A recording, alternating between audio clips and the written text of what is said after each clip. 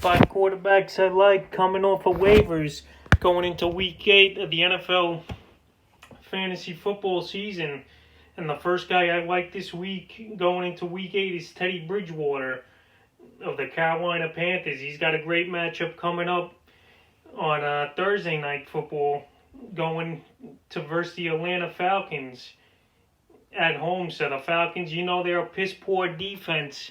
They're one of the worst in the league, and they give up a lot of points to fantasy quarterbacks. And Bridgewater coming off a 23-point fantasy game yesterday versus New Orleans in the Dome, his former team.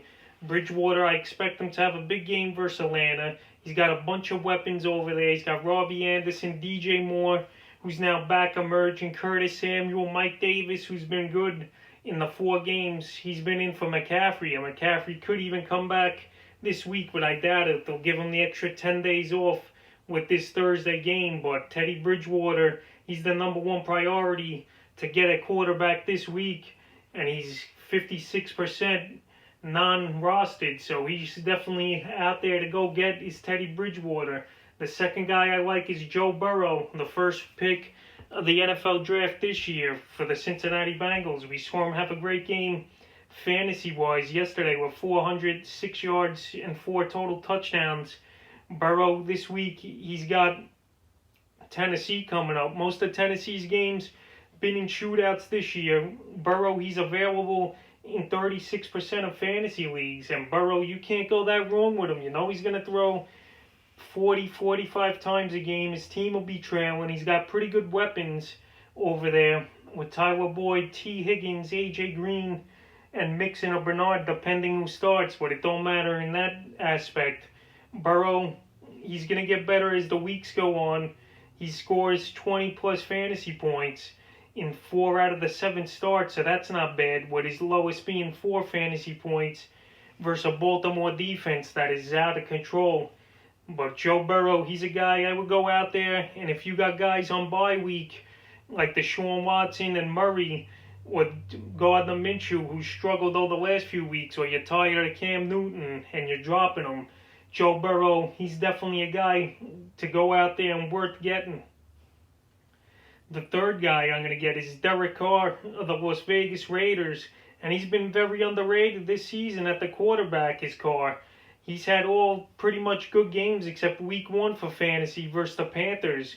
But Carr yesterday versus a tough, challenging Tampa Bay Buccaneer defense, he still went out there, Carr, and got you 23 fantasy points with 284 yards, 2 touchdowns in Into, and 19 yards on the ground. And guess what? It gets easier from here the next few weeks for Carr, and he's a perfect plug and play, and I like him as the third quarterback. He's got Cleveland coming up. Carr's a gunslinger. He's going to throw that ball. Josh Jacobs, he's been struggling the last few weeks, but he might get back on track versus Cleveland. But Carr, he's starting to get a rapport with some of his newer weapons. Nelson Aguilar, he's definitely emerged finally in that offense where he's been struggling for years in Philly. But Carr likes him. He's got a top 3 or 4 tight end in this league in Darren Waller, who once again scored a touchdown yesterday. He's also got Henry Ruggs. They got to integrate him into the offense a little more, but I think Ruggs will get good as the weeks go on. So he's got some weapons, Carr. He's got a good schedule coming up.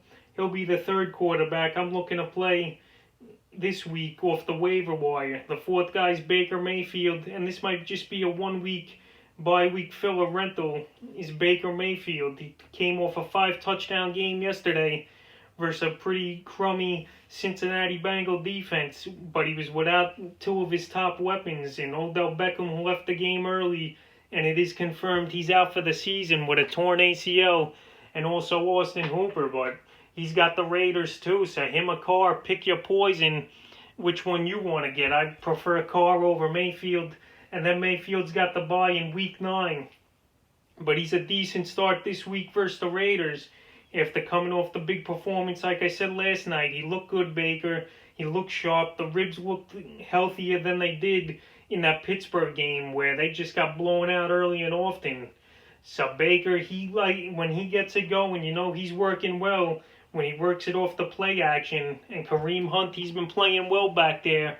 But after this week, he's got the bye. And then week 10, Nick Chubb coming back. So that'll be more help for Baker Mayfield. And the fifth and final guy is Tua Taga of the Miami Dolphins, in a shocking move to Ryan Fitzpatrick. And to me, to be honest, they benched Fitzpatrick, and the Dolphins have won 2 in a row, going to 3-3. But Taga now, he's the man out there, the highly touted lefty quarterback prospect who had surgery in the offseason. He was hurt, but now Tua, he's getting the start. I don't think he's going to be that good, but you got to take a flyer on him. Who am I? He'll prove me wrong, probably.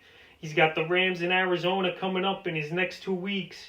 And for a buy-in fill-in, he's decent maybe, but more of a 2-quarterback league. He's the ad here. He's only 29% on this Tua. So he'll be available in 71% of fantasy leagues. I bet after the week, though, guys are going to jump to the wire, see what Tua has, and I could see his percentage jump up to 50% or 60% possibly going into the week. So that's 5 quarterbacks that I'm going to go on the waiver wire and try to add if I got injuries or a bye week this week in week 8 of the fantasy football season.